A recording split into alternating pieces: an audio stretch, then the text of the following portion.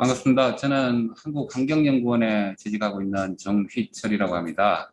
오늘 제가 발표드릴 내용은 정부에서 기후변화에 대응하기 위해서 감축하고 적용 중에서 결과에 대응하는 결국 기후변화 피해를 어떻게 관리하고 대응할 건가에 대한 적용 부분의 업무에 대한 내용을 소개해 드릴까 합니다. 오늘 발표 순서는 크게 네 가지 부분인데 처음 첫 번째, 두 번째 부분은 일반론적이고 방법론적인 부분에 대해서 리뷰한 내용들을 위주로 설명을 드리고, 그다음에 세 번째, 네 번째들은 저희들 적응센터에서 서비스하고 있는 플랫폼의 내용에 대해서 설명드릴까 합니다. 그래서 잘 아시다시피 기후변화는 자연재해라든지 자원을 고갈시키는 형태로 나타나고 있습니다. WMO에서는 기후변화가 지난 20년간 피해 건수는 5배 정도, 그리고 경제적 손실도 증가하고 있는 것으로 나타났습니다. 그런데 역설적이게도 인명피해는 3분의 1로 줄었다는 이렇게 보고를 내고 있습니다. 그리고 2020년에 또 UNDRR에서 조금 경제학적인 그런 부분에 대해서 검토를 해본 결과 재해 건수가 똑같이 지난 40년 전에 비해서 40년 동안에서 20년보다 최근에 20년 동안 건수는 2배, 경제적 피해도 한 2배 정도 증가했는데, 이 상위 10개국에 피해가 발생한 10개국 중에 8개 나라가 아시아에 있는 것으로 파악되고 있습니다. 특히나 홍수 피해가 우리 아시아권에 집중적으로 나서 이런 피해가 증가하고 있다. 이 중에 기후변화 관련된 것은 약 6,600건으로 이전 20년보다 100 정도 증가했고, 홍수가 특히 특징적으로 많이 늘어나는 걸로 파악되고 있습니다. 그리고 사망자 수는 줄었다고 했지만 이 사망자의 대부분이 저소득 국가에 집중되어서 기후변화가 사망이라든지 인명피해는 저소득 국가에 집중되는 형태로 조금 나타나고 있습니다. 그리고 저희들이 크게 우려하는 점은 이러한 우리가 대응 역량이라든지 이런 위험을 회피하거나 관리할 수 있을 것인가 하는 부분인데, 최근 큰 피해가 나타나고 있는 이런 것들은 경험해보지 못한 그런 피해들이 큰 피해를 유발하는 걸로 파악되고 있습니다. 그래서 늘 파악하고 있는 위험이라든지 기후재해에 대해서는 관리를 충실히 하고 있는데, 한 번이라도 낮게 한 번 나타날 똥말똥하는 그런 것들, 우리가 회색 코뿔소라고 징후는 있는데 설마 하는 이렇게 조금 방관하는 그런 피해 재난 현상들이 피해를 키운다. 특히 제가 예를 3가지 정도 될 건데, 텍사스의 한파 2021년이었죠. 영하 22도까지 내렸습니다. 텍사스가 추울 거라고 예측하지 못했기 때문에 한파가 나실 수 있다고 이렇게 생각을 하실 수도 있는데, 당시 2011년에도 텍사스에 한파가 왔었습니다. 근데 아시다시피 이때 인프라라든지 이런 부분에 대해서 투자를 한파가 올 것이라고 생각해 2011년에 왔지만 설마 또 오겠냐, 이래서 투자라든지 이런 부분들이 좀 약했던 부분, 그리고 텍사스는 석유가 나기 때문에 사회 운영 측면에서 독자적인 전력망을 유지하고 다른 게 협력하지 않았기 때문에 이런 인프라의 운영이 기후변화 하에서 자연재해로만 나타나는 것이 아니고 우리가 익숙한 환경에서 인프라를 운영하고 있는데, 바뀐 환경은 우리가 생각하지 못하는 사회적 재난 현상을 발생시킬 것이다. 특히 한파는 전력 외에도 상하수도관 파열 등을 인해서 수도 물 부족이 나타납니다. 그래서 피해가 가중될 수도 있다. 그래서 인프라의 운영 그리고 에너지의 안정적인 수급이 이때까지 나타나지 않았기 때문에 앞으로도 없을 거라고 생각하면서 지내기는 좀 힘들지 않겠느냐. 그리고 폭염 산불입니다. 지금도 유럽에 45도, 46도까지 올라가고 있지 않습니까? 이 폭염에 의해서 서울 면적의 25배 이런 식으로 지속적으로 있는데, 산불, 폭염하고 산불은 우크라이나 지역에 2011년 때 밀 생산 파동을 해서 아프리카에 봄 그런 정치적 사회 문제도 일으킬 수도 있고, 특히나 이번에 발견됐던 것들은 대형 산불로 생태계가, 호주 같은 경우에는 많이 파괴되고, 이 생태계 파괴하고 대기 오염이 심각해지는 그런 파생되는 위험을 발생시킬 수 있다는 거고요. 우리나라 같은 경우에도 산불이, 동해안 산불이 문제가 됐는데, 제가 담당하시는 연구자들하고 이야기할 때 우리나라 산불의 90% 이상은 사람 때문에 일어나기 때문에 기후변화보다는 사람을 관리하자 이런 뉘앙스였는데, 그런데 제가 생각할 때는 기후변화의 가뭄이라든지 폭염은 결국에는 담배를 피고 있는 분에게 휘발유를 뿌리는 행위이기 때문에 기후변화에 대해서는 좀 더 위험에 대해서 고민을 해야 된다. 그리고 아시아권에 집중되고 있는 홍수는 중국이 지금 홍수로 피해를 많이 보고 있을 것입니다.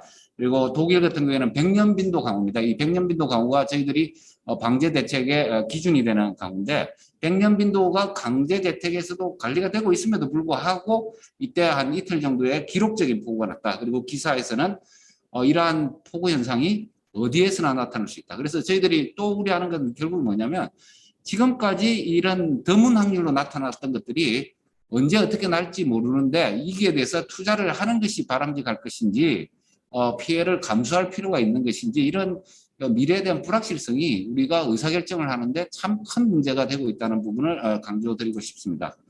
이 부분은 기상청입니다. 우리 뭐 전 세계 기후 전망 자료를 같이 설명드리면 좋은데, 이번에는 기상청에서 제공하고 있는 자료를 설명드리겠습니다. 요 빨간 박스 친 게 전지구 모형을 기상청에서 두 가지 모형, KACE하고 UKESM이라는 모형을 가지고 앙상블로 제공하고 있는데, 21세기 말까지 한 2도에서 5도 증가할 것이다. 근데 애석하게 이 그림에서 보고 있으면 저희들이 지구온난화가 2000년도에 한 0.85도입니다. 그래서 여기가 0이 아니고 저희들이 126 시나리오가 지금 전 세계적으로 1.8도 정도 2도시 시나리오하고 같은 건데, 기상청에서 생산한 기후 자료는 한 1도 정도 높아서 2.85도니까 한 3도 시나리오하고 비슷하다고 이렇게 생각하시고 다음 장을 봐주시면 될 것 같아요. 그래서 여기에서는 기온도 올라가고 그다음에 강수량도 높아지는데, 위에는 현재 대비지만 결국 지구온난화라는 표현 산업혁명대로 보면 우리 기상청에서 제시한 거는 6.85도에서 2.85도 사이에 변화가 있을 것이다. 이것은 기상청에서 보고서를 그래서 앞에 그림에서 이 한반도하고 동아시아 상세 기후 모형하고 그다음에 아주 1km로 상세하게 한 작업의 결과입니다. 한반도로 봤을 때 기상청에서 폭염의 증가는 아까 126이라는 이 시나리오가 한 전지구적으로 3도 시나리오하고 매칭된다고 했을 때 전지구적으로 봤을 때 이렇게 2도에서 7도 정도 되는데, 저희들이 아무것도 안 했을 때가 이 맨 위에 빨간 선이었다면 우리가 3도 사회를 달성하게 된다면 감축을 통해서 이만큼 피해를 줄일 수 있을 것이고, 남은 현재보다 높은 이 부분은 적응을 통해서 우리가 극복해야 되는 부분이다 이렇게 생각하고 있습니다. 그리고 또 하나는 이 선형적으로 봤을 때 폭염은 아주 선형적입니다. 그래서 저희들이 직관적으로 봐도 지구온난화가 폭염이라든지 가뭄에 관련된 문제는 아주 직관적인 관련이 있기 때문에 감축을 통해서 우리가 효과를 볼 수 있을 것인데, 호우는 이렇게 상세기후 모형도 그렇고 봤을 때 변동성이 너무 큽니다. 그랬을 때 우리가 이 감축을 통해서 호우라든지 가뭄을 과연 대응할 수 있을 것인가에 대한 확신이 이 변동성 때문에 좀 낮지 않느냐. 결국에는 기존에 제가 이 가운데 빨간색을 뺀 부분은 저희들이 지금 관리하고 있는 영역이 아마 이 정도 될 것이다. 그렇다면 넘어선 부분에 대해서는 대책을 투입해서 관리를 해야 된다. 그래서 호우는 감축 활동, 우리가 탄소 저감 활동으로 호우라든지 가뭄에 대응하는 것이 적절한지 안 한지에 대해서는 조금 더 심도 있는 검토가 필요하다는 결과를 보여드립니다. 이 부분은 기상청에서 GCM입니다. 그래서 전지구적으로 한 22개 모형을 한 개 시나리오에서 22개 정도 모여서 모형을 돌려갖고 앙상블로 평균치를 보여줍니다. 그래서 지금 우리 기상청에서 전지구 모형 돌린 거는 앙상블 평균치보다 약 1도 정도 높은 것 같다고 제가 말씀드린 것 같은데, 이때 이분들은 앙상블로 해서 봤을 때 탄소 중립의 효과를 좀 강조하기 위해서 극한구온을 우리가 55%, 0.5도 상승, 그러니까 1.5도보다 2도씩 상승됐을 때 5.5%, 55% 정도 증가할 거다 이렇게 되고요. 그 말은 거꾸로 우리가 0.5도 정도 줄일 수 있다면, 지구온난화를 줄일 수 있다면 폭염이라든지 이런 문제는 55% 줄일 수 있다는 이런 말이 됐고요. 호우는 한 70%, 극한 강수량이 70% 증가한다는데, 제가 앞전에 말씀드렸듯이 이 호우 문제는 평균으로 말씀드리기에는 조금 부적절하지 않나 이런 부분이 있기 때문에 호우는 제가 한 번 더 검토를 필요하다. 1도, 2도입니다. 이건 1.5도 특별보고서 내용인데 1.5도만 돼도 사멸하고 없어지는 그런 곤충이라든지 작고 약하고 이런 수용력이 약한 개체들, 덩치가 작은 개체들은 사라질 부분이 많이 있습니다. 특히나 적도 부분하고 시베리아 부분에 많은 변화가 있을 것이다. 열대 산호초의 95% 정도가 없어진다. 이렇게 보고되고 있습니다. 저희들이 적응을 이렇게 결과에 대응하는 감축에 사회적 관심이 많이 집중되고 있기 때문에 적응 측면에서 우려하는 건 뭐냐? 결국에는 전문가분들이 전 세계적인 전문가 1000명한테 여쭤봤을 때 글로벌 리스크 리포터에서는 우리가 실천하지 못해서 실패할 우려가 제일 큰 우려다. 이렇게 미래를 전망하고 뭐 이렇게 예측하는 거가 중요한 게 아니고 더 중요한 거는 우리가 행동하지 못해서 나타나는 위험이 더 위험할 것이다. 그리고 두 번째로는 가까운 미래는 앞전에 말씀드렸듯이 기상재해가 기하학수로 늘 거기 때문에 이 두 개가 전문가들 세계적인 석학들이 고민하는 그런 부분입니다. 그래서 제가 이 부분을 보면서 우려하는 요인을 봤을 때 일단 IPCC 작년에 나온 제6차 보고서에서는 2040년까지 모든 가정의 시나리오와 모든 모형에서 1.5도를 오버슈팅 넘었을 것입니다. 이렇게 넘었을 거고요. 우리는 이 넘어선 1.5도를 거꾸로 당겨서 내려야 됩니다. 그걸 내리기 위해서 감축 활동을 하는데 오르기는 쉽지만 내릴 때는 지연 효과 때문에 아주 힘들 것이다. 그래서 이 문제는 기상학적인 문제고 제가 우려하는 건 뭐냐면 1.5도를 넘어선 순간부터 이미 1.5도 이후의 세상에 의한 피해를 받기 시작했던 거죠. 이 받기 시작한 게 회복 가능한 형태면 다쳤더라도 회복이 되는데 사멸이라든지 없어져 버리는 형태면 회복이 불가능한 세상이 온다는 거죠. 그래서 우리는 뭐가 없어지고 뭐가 회복 가능한 건지에 대해서 증빙할 수 있는 근거가 없습니다, 지금은. 그래서 제가 오버슈팅에 의한 피해가 우리가 어떻게 될지 모르는데 오버슈팅 하더라도 내리면 원래대로 돌아갈 것이라고 이렇게 생각하는 건 뭔가 문제가 있다는 부분하고, 그리고 두 번째 거는 그럼에도 1.5도 지구가 온난화가 달성이 되더라도 지금보다 무조건 0.3도 이상의 온도가 올라간 세상이에요. 그렇기 때문에 우리 피해는 더 크다는 거죠, 지금보다. 그러니까 1.5도가 우리가 바람하지 않는 그런 목표긴 하지만 이 달성 가능성을 차치하고라도 이 세상도 우리가 생각하지 못했던 그런 세상이다는 부분이고요. 그래서 저희들이 탄소 중립에 제가 주목하는 이유는 뭐냐면 585에서 119나 116, 245를 보는 이유는 이게 2.7도로 3도 사이하고 비슷해요. 아까 우리는 126이 3 나왔는데 245가 전 시나리오 모형을 다 합쳤을 때 평균적으로 3도 사이하고 비슷한데 이때 우리가 감축을 못하게 됐을 때 혹은 감축을 열심히 하는 이유는 뭐냐면 우리가 비용이라든지 자원이 없어요. 감축하고 적응이 따로 노는 게 아니고 감축의 585만큼 그대로 살게 되면 이 7도, 8도, 9도 된 세상을 다시 살아갈 수 있는 그런 리소스라든지 방제 예산이나 이런 재원이 없어요. 우리나라 같은 선진국도 없는데 개도국이라든지 이런 데는 더 없다는 거죠. 그래서 이 사회는 어차피 3도를 넘어서는 순간 저희들은 관리가 가능한 세상일 건지에 대해서 고민해야 되는 부분이고 무조건 3도는 달성돼야 된다. 왜냐? 여기는 글로벌 리스크 리포트에서 NDC 국가 배출장 하는 그런 걸 하더라도 3도 사이가 됩니다. 그렇기 때문에 제가 생각할 때 적응 감축이 달성이 되든 안 되든 우리가 최소한 안전이라는 측면에서는 1.5도를 목표로 하지만 실천 가능성이라든지 우리의 여력, 리소스를 생각했을 때 현실적인 적응 목표는 3도 정도는 대응할 수 있도록 준비를 해야 되지 않느냐 이런 것들이 우려됩니다. 이게 제가 또 강조하고 싶은 부분인데 우리는 우리가 하고 있는 많은 준비들이 충분한지에 대해서 검사받고 시험 받아본 적이 없습니다. 다들 열심히 하고 투자를 하고 11년 동안 기변할 준비를 하고 있는데 이게 과거에 관측된 피해라든지 이런 것들을 대응하기 위한 세팅인데 이게 미래에도 충분히 작동할 만큼 충분한지에 대해서 저희들이 디스커션한 적이 없어요. 그래서 이런 적응이 더 필요한 부분이라든지 이런 게 토론이 필요하고 이거는 EU에서 적응 전략을 할 때 미래 새로 추적을 했습니다. 그때 우리가 문제되는 것들 왜 잘 안 되는 거에 대한 것들 첫 번째는 제가 강조하는 부분은 정보의 부족입니다. 의사결정을 하기 위해서는 미래일은 정답이 없습니다.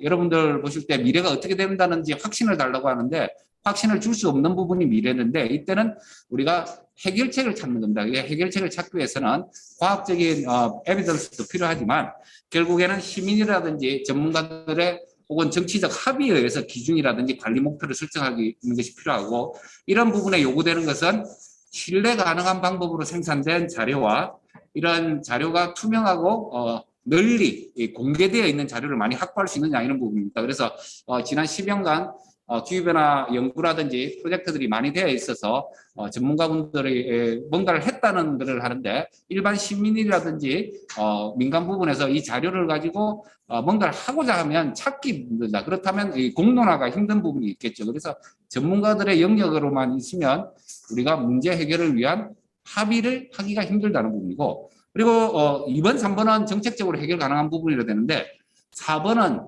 우리나라 기후변화 문제는 적응이라든지 리스크 문제는 도메스틱한 문제지 않느냐. 이게 문제가 뭐냐면, 지금도 휴전선을 넘어서 대지열병이 확산돼서 중부지방까지 내려왔고, 코로나라든지 다른 글로벌 네트워크를 생각했을 때 저희들이 여기에서 발생하는 자원이라든지 수급, 그리고 질병, 이런 것들의 유입 가능성을 기후변화 문제에 대해서 좀 심도 있게 고민할 필요가 있지 않느냐, 이런 부분을 생각하고 있습니다. 그래서 특히나 민간 부분에서 더 절실하게 느끼실 부분인데, 공공에서 이런 정보를 생산해서 제공하는 부분은 조금 약하지 않느냐, 이런 부분들이 EU에서 많이 고민하고 있는 것 같습니다.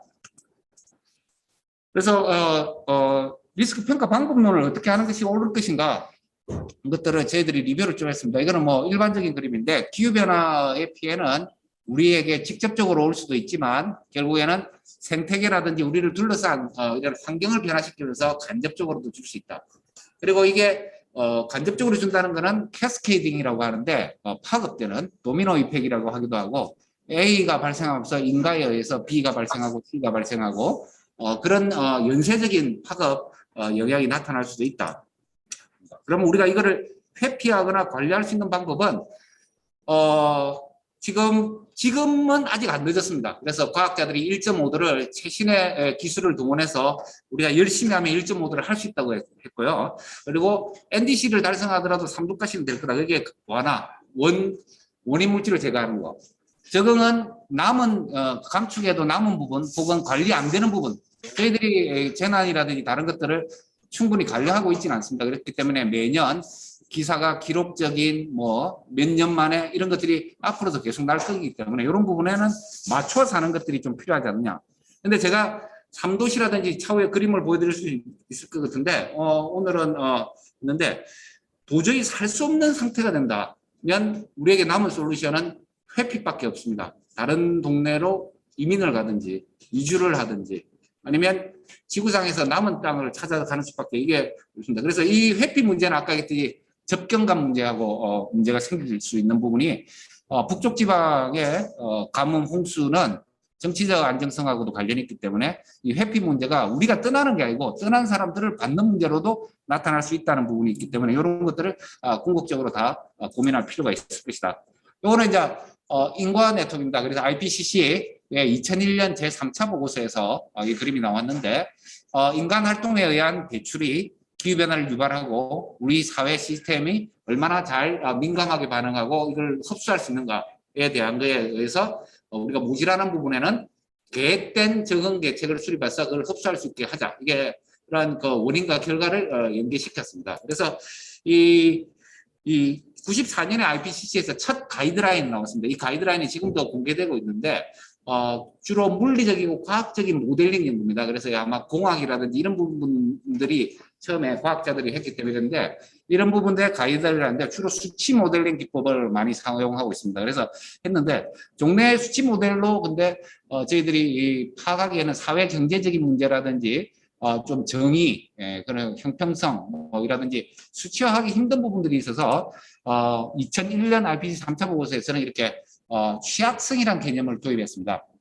취약성은 우리가 발생할 수 있는 위험에 우리 시스템이 이 위험을 얼마나 흡수하고 받아들일 수 있는가를 상대적으로 비교하는 개념이고요. 이 기후현상하고 그다음에 우리 사회가라든지 개인이 얼마나 이 기후현상에 민감하냐에 따라서 피해가 도출될 것입니다. 그럼 이 피해를 흡수하거나 관리할 수 있는 여력이 있느냐.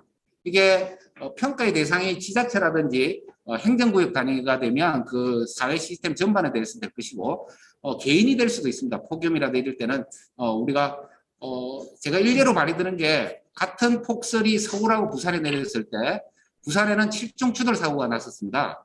근데 서울에는 아무 사고가 안 났었어요. 왜냐하면 부산에서는 경험해보지 못했기 때문에 안에 제설 장비라든지 눈 왔을 때 운전하는 방법을 몰라요. 이게 경험이 없기 때문에. 그래서 처음 말씀드렸듯이 드물거나 해본 적이 없는 현상들에 대해서는 인프라도 자기 준비물도 없고 지식도 없고 이런 것들입니다. 그래서 이 사회적 적응 능력에는 지식도 있고 경험도 있고 기술도 있고 인프라도 있고 다 들어가는 거예요.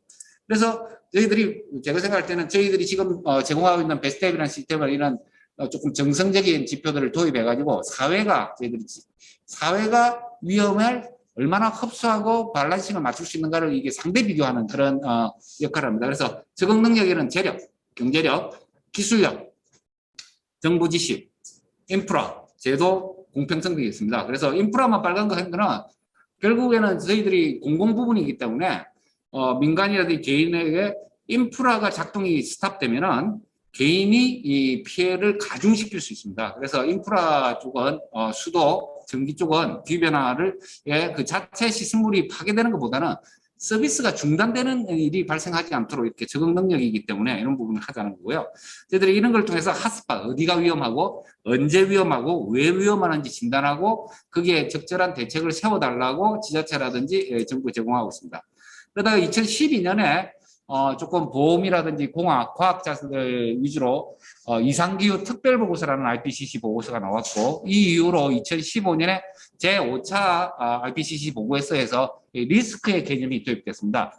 왜냐하면 앞부분에는 조금 리소스하고 피해 간의 밸런싱을 이야기를 했는데 실제 피해하고는 조금 재난이나 피해하고는 좀 괴리된 감이 있기 때문에 이 위협 요소에 얼마나 폭로되고 노출되고 그거에 관리할 수 있는 취약성이 있느냐. 그래서 앞부분의 취약성하고 뒷부분의 취약성이 정의는 같지만 역할은 조금 다른 형태로 이런 식으로 이걸 합친 구성 요소가 해자드, 익스포즈, 블러너빌리티로 이런 형태로 지금 하고 있습니다. 그래서 지난번 포럼 때 말씀드렸지만 해자드는 무엇이냐. 우리를 위험할 수 있게 만드는 모든 것이 해자드입니다. 특히나 기후변화 같은 경우는 기후가 되겠죠. 이상기후라든지. 이게 우리가 노출되는 것을 리스크라고 표현합니다. 이런 구글에서 제가 바로 나오는 첫 번째 그림이었고요. 우리 적응에는 한계가 있습니다. 우리가 모든 걸 커버할 수 있기 때문에 적응 한계라고 이건 6차 보고서에서 나왔고요. 이거는 WMO에서 어떻게 평가하느냐. 이 해자드에는 날씨 요소도 있지만 범람 위험 지도처럼 영향의 결과로서 우리를 위협할 수 있는 거면 다 해자드고요. 이거를 지도로 그리는 거예요. 그러면 그 위치에 존재하느냐 안 하느냐. 아무리 그 위치가 덥고 하더라도 우리가 없으면 안전한 거거든요. 그래서 이런 맵핑을 통해서 하고 우리가 그걸 얼마나 폭로되고 거기에 얼마나 위험한가를 이렇게 평가하는 그런 절차를 진행하고 있습니다. 이 부분에 대해서 조금 설명하는데 리스크라는 개념은 분야에 따라서 많이 혼용되어 사용하고 있습니다. 그래서 IPCC를 중심으로 했을 때 리스크는 어떻게 표현되고 있느냐. 피해의 크기가 우리가 받아들일 수 있는 없는 한계치를 넘어서는 확률입니다. 그래서 아마 보험업계에서도 확률 개념으로 하는 거랑 같은 거라고 저는 생각하는데 이 표현을 어떻게 하느냐 문제인데 이 표현은 IPCC의 위험, 노출, 취약성입니다. 그래서 우리가 방제 쪽이나 기상이라든지 이럴 때 예경보라든지 폭염 예경보, 홍수 예경보 할 때는 이 노출이라든지 취약성은 전국적으로 같은 그룹이라 해갖고 평균적으로 똑같아 보고 위해성 가지고 이야기합니다. 그래서 33도를 넘었으면 폭염주의보가 나오는 거죠. 일본이 이 폭염 자체도 위험해요. 왜냐하면 암묵적으로 노출하고 취약성이 모든 사람이 평균적으로 노출되고 있다고 보기 때문에 이게 만약에 계층이라든지 노인 계층 혹은 지역적으로 되면 그 임계치를 조정하는 겁니다. 그래서 여기는 33도가 아니고 30도 정도에 해야 된다. 위험하게. 이런 식으로 합니다. 그래서 구성 요소는 같지만 표현을 여기는 예경보 시스템은 위해성 쪽으로 강조한 거고 두 번째 위해성하고 노출성을 콤비네이션 하는 건 뭐냐면 화학물질 노출하고 화학물질이 터졌다. 그럼 내가 그 자리에 있으면 폭로 시간이 얼마나 되느냐. 이걸 강조한 거예요. 그런데 이 사람은 취약성은 그 사람이 일반인이다. 방호복 입고 있지는 않을 거기 때문에 이렇게 암묵적으로 저희들이 그럴 거라고 생각하는 거고요.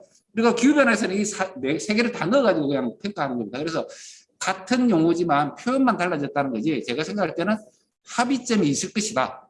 우리가 뭘 평균으로 가정하고 있는가를 알아서 구분해낼 수 있다면 민간 부분에 쓰고 있는 툴하고 공공 부분에서 제공하고 있는 자료하고를 일치시킬 수 있는 그런 부분이 있을 것이라는 거고요.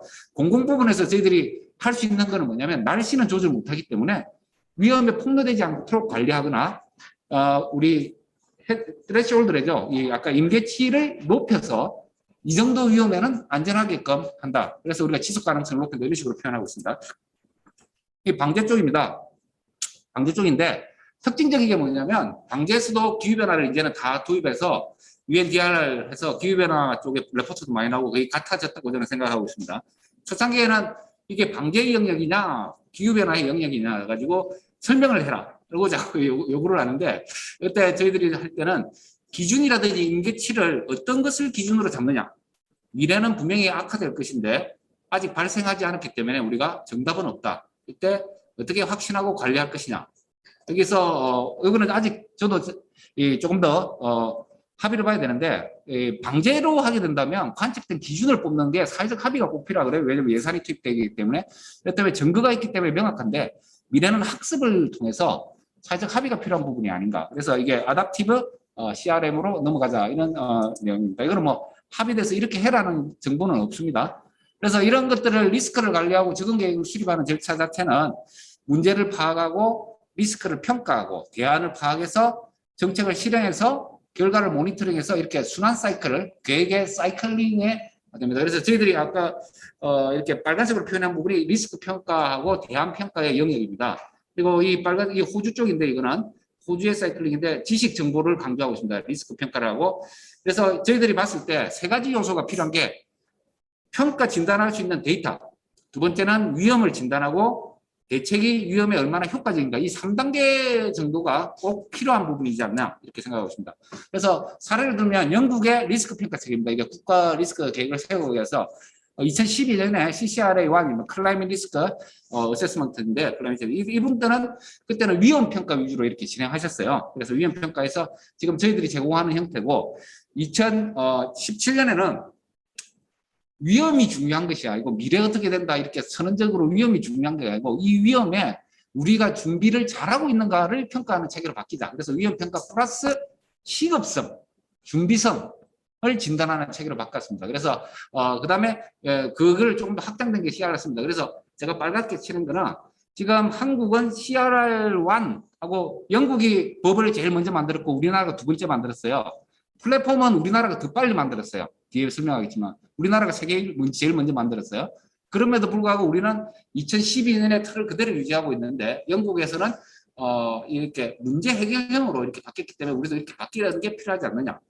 영국에서 처음 할 때는 공학적인 부분은 티어 3 이렇게 처음에는 위험을 걸러내는 부분 스크리닝하는 걸 계층별로 했습니다. 그래서 위험을 처음 할 때 뭐가 위험이냐 할 때 티어 1은 좀 설문지라든지 이런 쪽으로 풀어내고 그다음에 티어 2에서는 조금 지표라든지 이렇게 해서 좀 정량화시키려고 하는 노력이 있었고요. 티어 3에는 핵심적인 문제라든지 이런 것들은 과학적인 모델 갖고 정량평가를 하자 이렇게 했습니다. 그래서 다 해자더 결과 이렇게 하는데 목적이라든지 단계를 따라서 왔습니다. 이 부분은 바뀌지 않는 부분이기 때문에 그대로 가이드라인을 하면 되는데 이게 티어 2, 3에서 시급성 체제 그래서 1단계 위험하고 대책의 기회라든지 파악하고 그다음에 적응을 평가하고 적응이 모질하고 부족한 부분을 평가하는 이 3단계 체계를 도입을 하고 있습니다. 그래서 아마 일반적으로 과학이라든지 공학 하시고 모델링 하시는 분들이 이거 위험 모델링을 많이 하실 거예요. 그죠?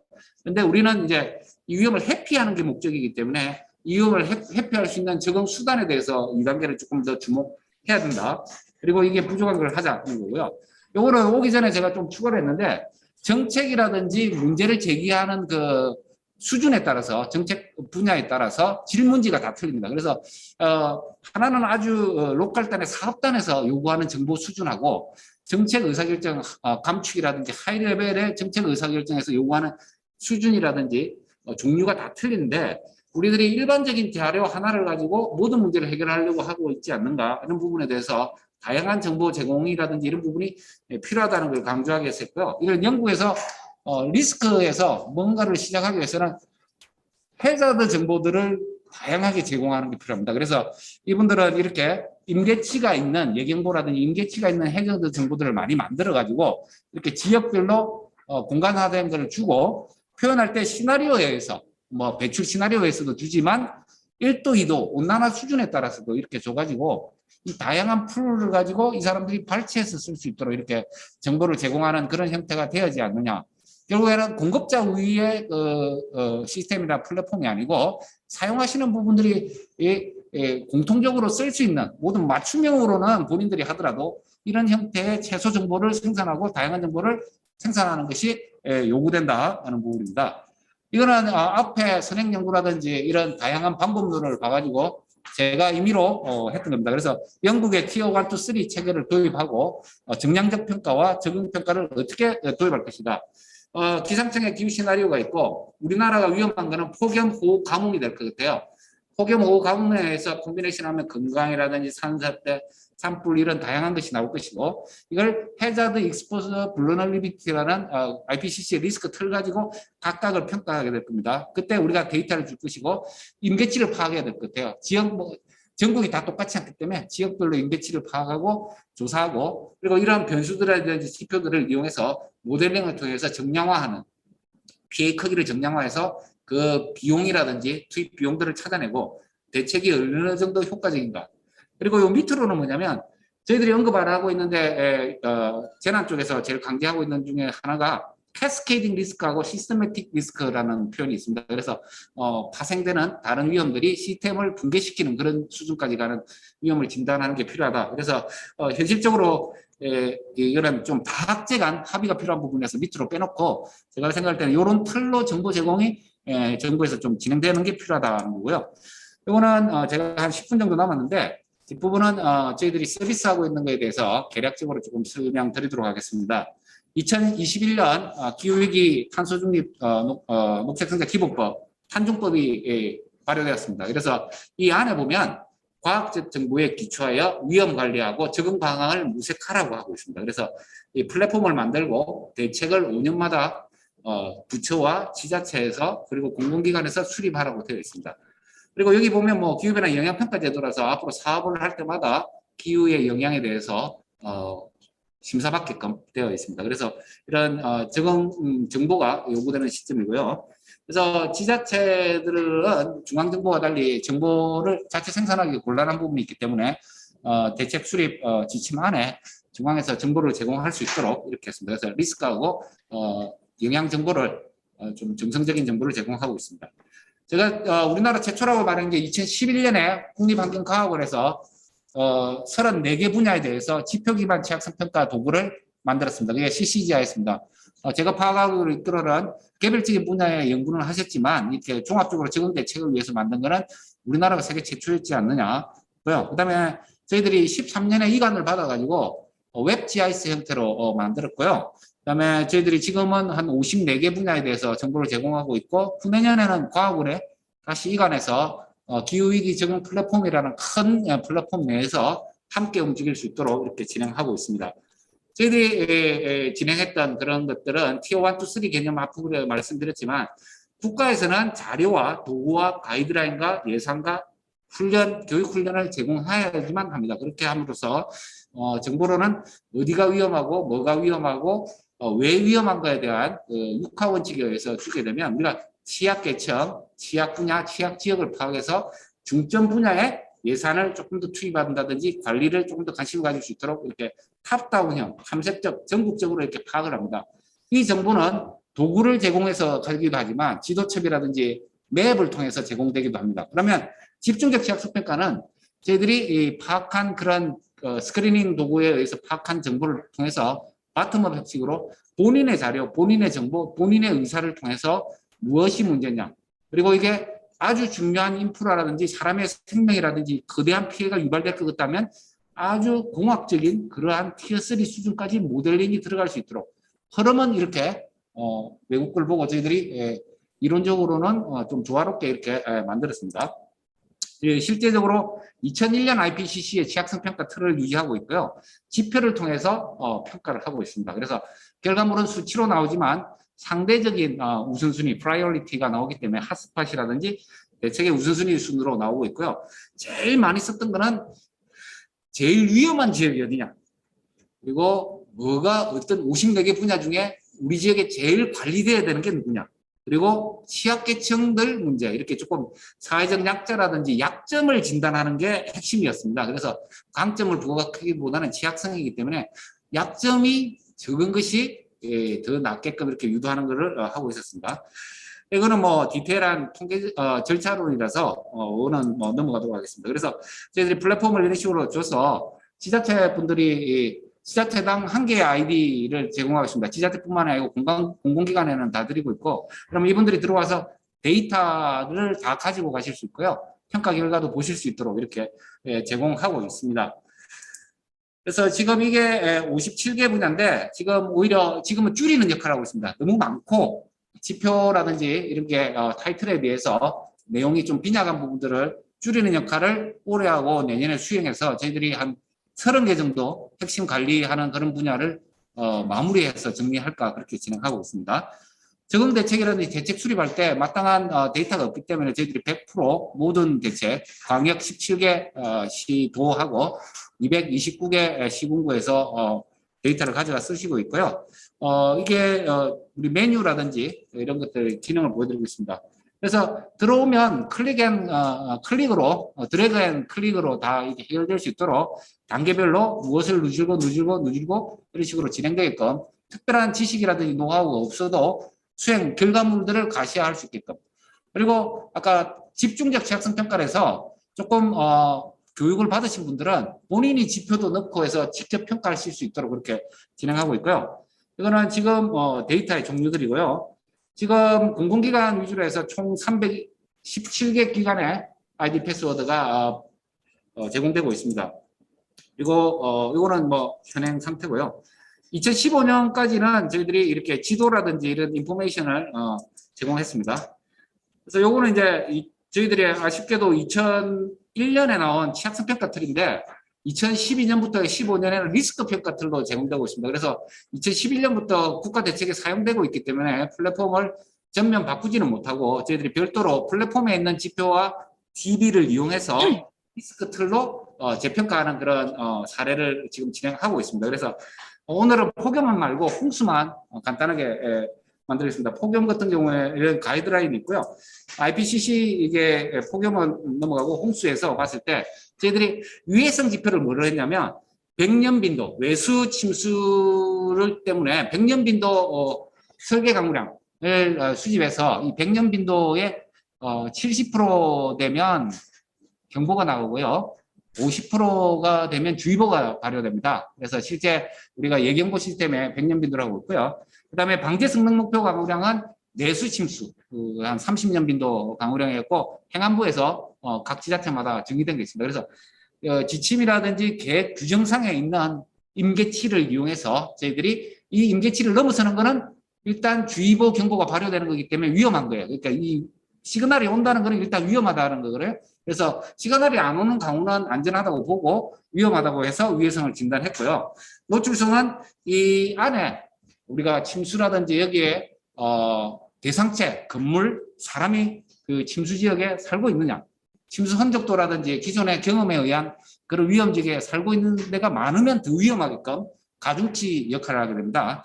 그리고 취약성은 이 침수를 줄일 수 있는 인프라가 얼마나 있느냐, 이렇게 수율이라든지 이런 지표들을 전문가분들에게 환경부 물 관련 부서하고도 협의하고 이렇게 해서 조금 지표지만 그 시그널들이 진짜 피하고 연계될 수 있도록 하겠습니다.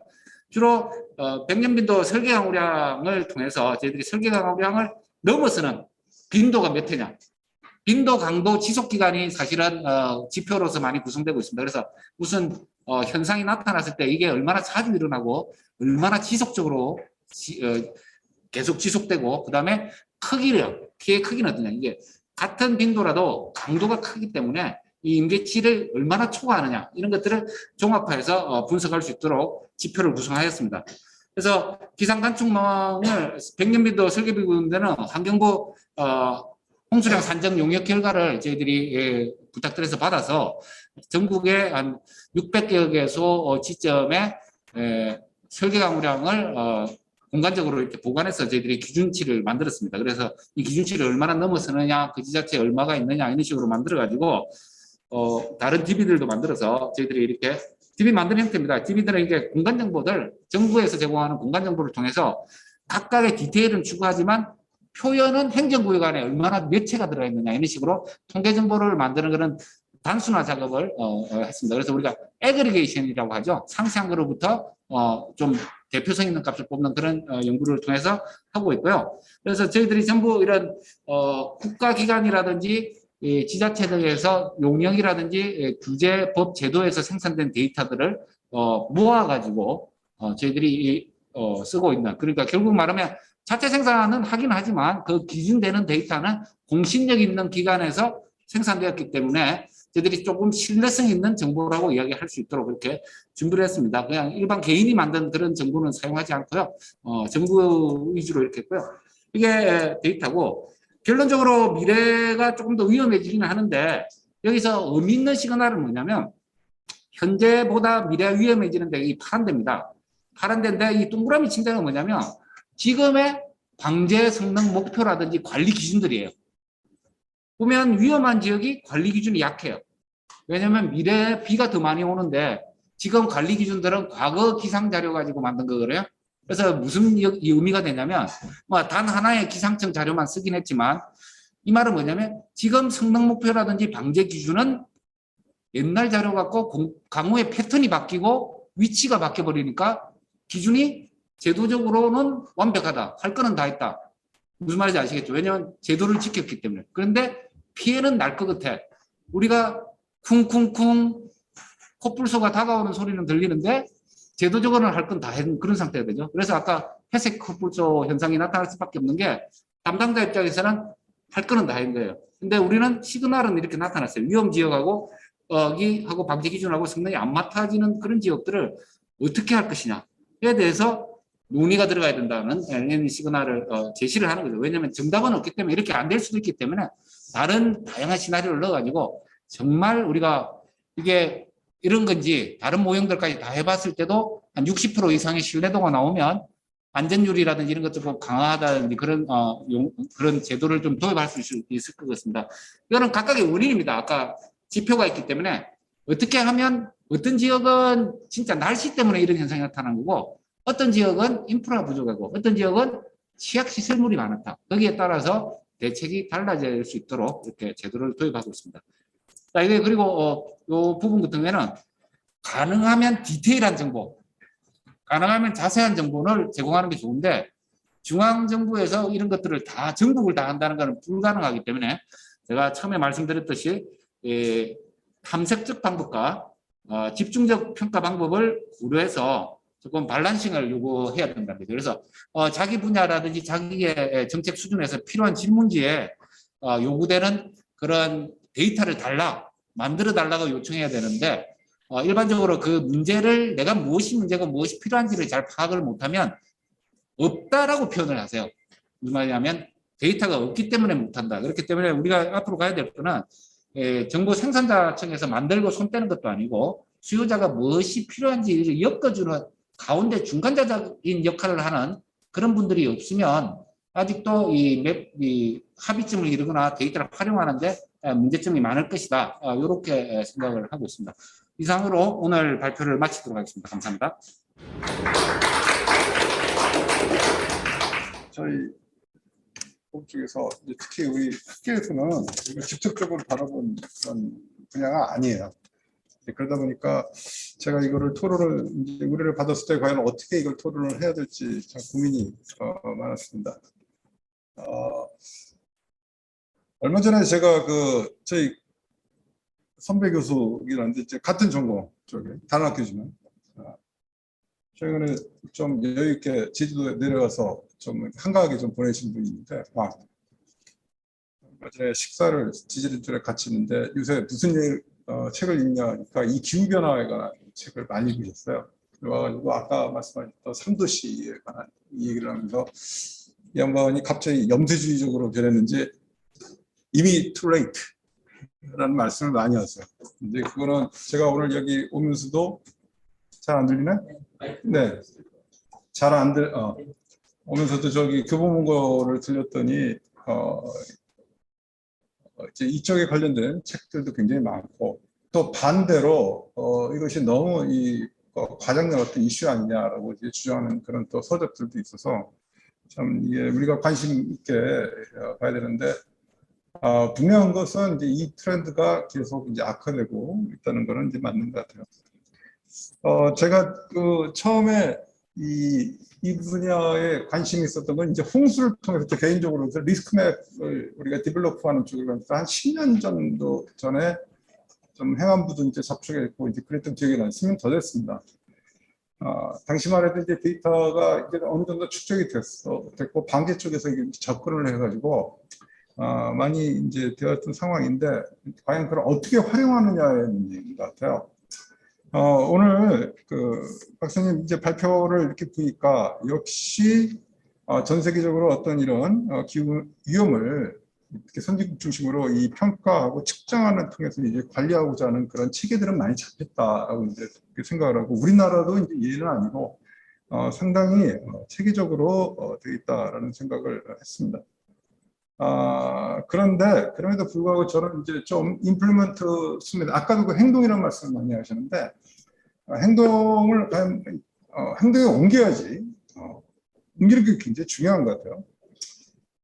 그래서 현실적으로 어떻게 보면은 지금 제가 이제 이 발표를 보면서 느꼈던 거는 우리가 아까 적응이라는 말씀을 많이 하셨는데 그러니까 이 글로벌 온도 상승이 너무 가팔라서 이 가능하면 억제화된 온도 상승으로 인한 여러 가지 결과를 에 대해서 그냥 어떻게 대응하느냐에 이제 초점을 맞추고 있다는 점에서 조금 어떻게 보면은 이게 현실적이구나라는 생각이 들면서도 좀 안타까운 부분도 있는 것 같아요. 그래서 그거를 봤을 때 저희가 생각하는데 이미 이런 결과를 나올 것을 예측했음에도 불구하고 애써 어떻게 보면 눈 감고 그동안 이제 방관했던 부분도 있고 또 어떻게 보면 당장의 어떤 경제적인 문제를 앞세우는 단계적인 정책에 의해서 그런 것들이 하루아침에 이제 바뀌기 어렵다는 생각을 했을 때 참 좀 답답한 부분도 있습니다. 그래서 이 점에서 제가 이제 이번에 이 발표를 하면서 실질적으로 들여다본 거는 뭐냐면은 지금 아까 37조 몇 쪽이었더라? 32쪽인가 아마 나왔을 겁니다. 그 기후 위기 대응을 위한 그 탄소 중립 녹색 성장 기본법을 제가 봤어요. 이제 솔직히 고백하면 처음 봤습니다. 근데 이 법도 이제 규제에서 보니까 이 조문을 읽어보면 대충 이 법이 어떤 법이라는 것이 제가 법학자는 아니지만 이제 이거는 어떤 실질적인 법이기 때문에 대충 감이 잡히는데 이걸 보면서 그러니까 이 분야에 제가 전공이 아님에도 불구하고 이게 좀 모자르다, 부족하다 이런 생각이 들었어요. 그러니까 지금 오늘 얘기하는 거는 이 위험에 대한 평가 체계나 이제 이런 부분인데 이걸 만약 임플리먼트를 할 때 과연 어떻게 할 것이냐는 부분에서 법 체계나 법의 내용을 봤더니 이게 좀 이렇게 그러니까 좀 부족한 부분이 있지 않느냐 생각해서 그 부분을 좀 생각을 하면 예컨대 이런 겁니다. 지금 오늘 발표하신 것이 결국에는 이제 그 기후위기 적응 정보관리 체제거든요.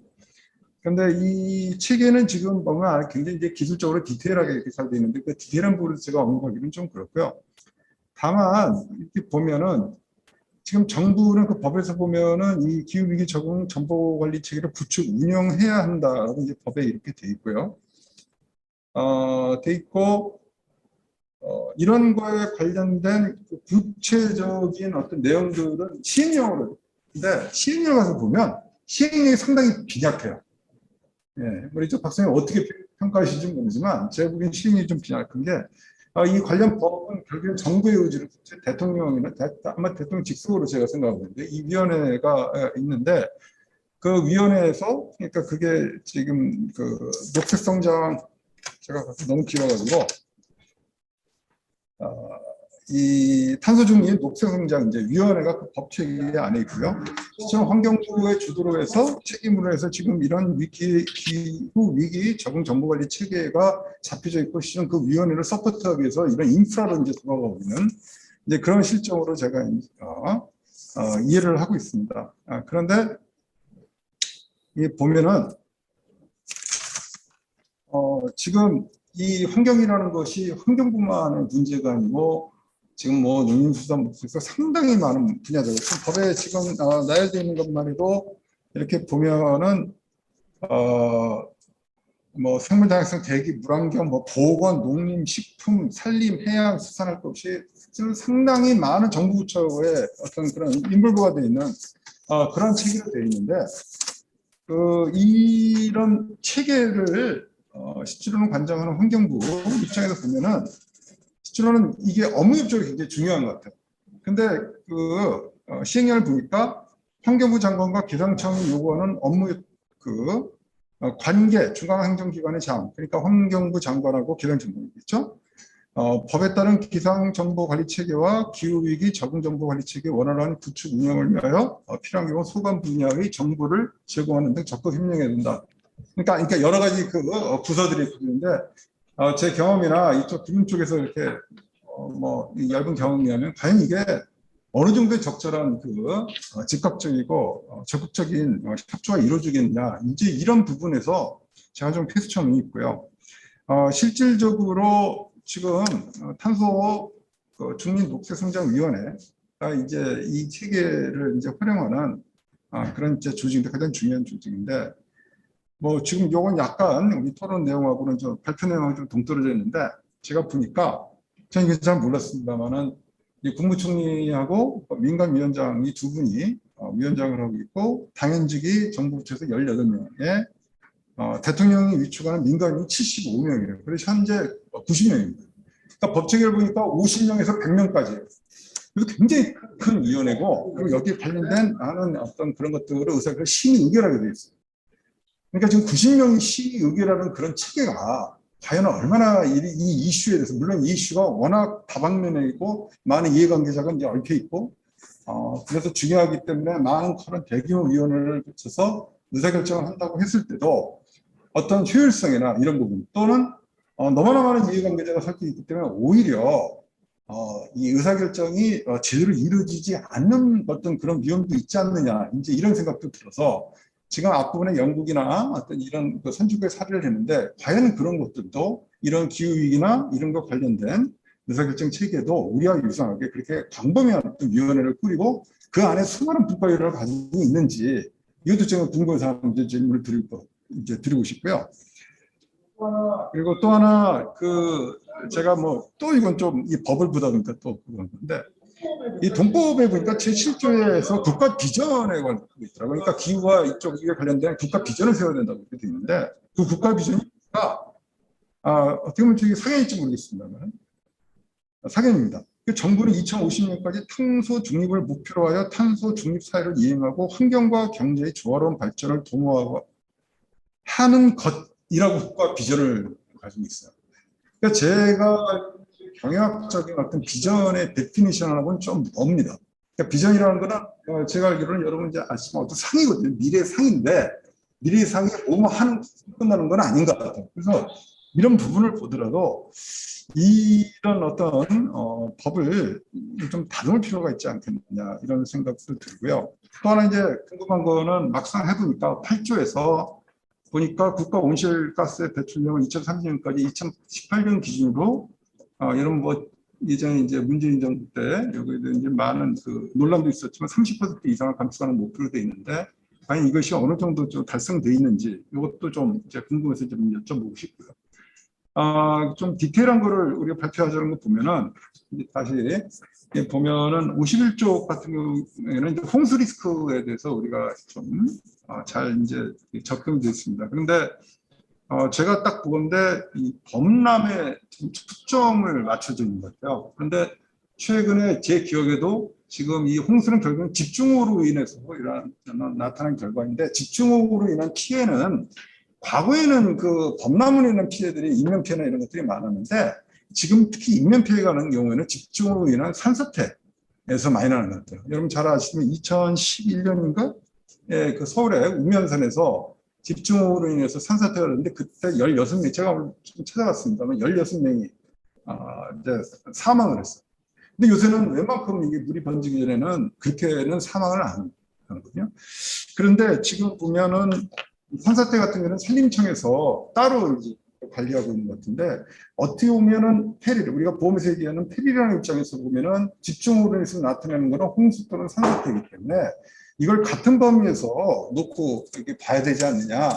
그래서 그런 부분들이 좀 정부가 이런 부분을 좀 고려를 해서 이런 지표나 이런 부분을 관리하면 좋겠다는 생각이 들고요. 아까 시적으로는 뭐 이게 이제 조금 저는 좀 어떻게 보면은 이게 정부에서 사용하는 시스템이기도 하지만 그만큼 국민의 어떤 여론이라든지 이런 부분의 지지를 좀 얻기 위해서는 좀 더 눈높이를 좀 낮춰줄 필요가 있다는 생각이 드는데 아까 박사님께서 발표하셨던 그 뒷부분에 있는 경우에는 어떤 호우의 어떤 특별한 지역에 따라서 호우에 대해서 이제 그 범람되는 어떤 그 에어리아를 이렇게 색깔로 표시했는데 그래가지고는 저는 안 되는 것 같아요. 그래서 구제하자 그러면 여기 뭐 8페이지 같은 경우는 이제 극한 강수량에 따라서 뭐 1.5로 저기 현재 대비 뭐 5.3mm, 뭐 9.1, 19.8mm 이렇게 돼 있는데 이게 현실적으로는 이 와닿지가 않아요. 이게 어느 정도인지. 그래서 이게 어떤 평균적이고 이거를 일반화시키는 어렵다고 말씀을 하셨지만 그럼에도 불구하고 좀 더 비주얼하게 예를 들면 과거에 어떤 홍수가 났는데 몇 년 전에도 한번 중앙천도 잠기고 굉장히 큰 홍수가 나지 않았습니까? 그랬을 때 만약 이런 상황이었다면 뚝이 어느 정도로 물이 더 범람을 했는지 이런 것들을 좀 요새 그런 것들 좀 시뮬레이션을 해서 비주얼 해가지고 좀 더 마치 사진처럼 해서 그런 식으로 좀 홍보도 할 필요가 있지 않느냐 이렇게 생각을 하고요. 보험의 입장에서 이렇게 보면은 저희는 보험을 다 할 수가 없습니다. 그래서 실은 보험에서 우리가 좀 관심 있는 거는 소위 말해서 아까 얘기했던 TMR, possible maximum loss, maximum possible loss, 뭐 여러 가지 말씀이 있지만 진짜 뭐 100년에 한 번 날까 말까는 그런 위험보다는 우리가 하는 일상적인 trouble possible loss, trouble loss 이제 어떤 그 레인지가 있어요. 그러니까 그 레인지가 예를 들면은 폭우라든지 아니면 여러 가지의 그런 기후 변화에 의해서 그런 거를 로스가 양쪽으로 아까 앞부분에 나왔지만 익스포저도 있고 프로버비티도 있고 그러면 이 보험에서 관점을 얻는다면 그것이 이제 계량화돼 가지고 우리가 보험사에서 핸들링할 수 있는 그런 리스크량이 어느 정도 되느냐 확률이 어느 정도 되느냐 이제 이런 부분들을 가서 이 구간을 끊어서 우리가 이제 가서 들여다봐야 되는데 그런 부분들에 있어서 보험회사가 어세스할 수 있는 부분도 있어야 될 것 같고 물론 이제 제공이 어느 정도 되고 있는 것도 같고 또 하나는 많은 국가들이 아까도 그 영국 얘기를 이렇게 이제 숫자했을 그때 설명하실 때도 위험 관리의 그 기후에 관한 그런 리스크 어세스먼트라든지 여러 가지 그 이밸루에이션 체계를 하는 데 있어서 보험이 참여했다는 얘기를 수적하셨던 것 같아요. 근데 지금 여기 하고 있는 이 워킹하고 있는 이 체계에서는 이 보험 쪽에 이런 쪽의 전문가들이 아직은 참가가 미흡하지 않나 또는 전혀 없지 않나 하는 생각이 듭니다. 그래서 실질적으로 지금 우리가 풍수해보험만 해도 우리가 이제 정책보험으로서 풍수해보험이 지금 여기 들어가고 있는데 이게 오히려 그렇게 활성화되고 있지 않아요. 마침 제가 최근에 했던 그 석사 논문을 썼던 거를 한번 봤더니 오히려 지금 충세보험 같은 경우는 가입이 주택들이 한 90%가 대부분 이제 주택들인데 가입률이 점점 떨어지고 있어요. 뭐 거의 이유는 여러 가지 있겠지만은 뭐 이제 정부의 재난지원금하고 뭐 이런 이 보험금의 어떤 중복 수령이 불가하고 뭐 보험료 산정이나 뭐 이런 것들이 어렵고 보상 범위를 이렇게 디파인하기 어렵다 여러 가지 이제 문제들이 있는데 실은 이런 문제들에 가서 기본적으로 갖다 들여다보면 이제 데이터나 이런 부분들이 전개하지 못한 부분들이 있는 것 같아요. 그래서 지금 기왕에 지금 제가 하도 이름이 길어가지고 지금 보이는데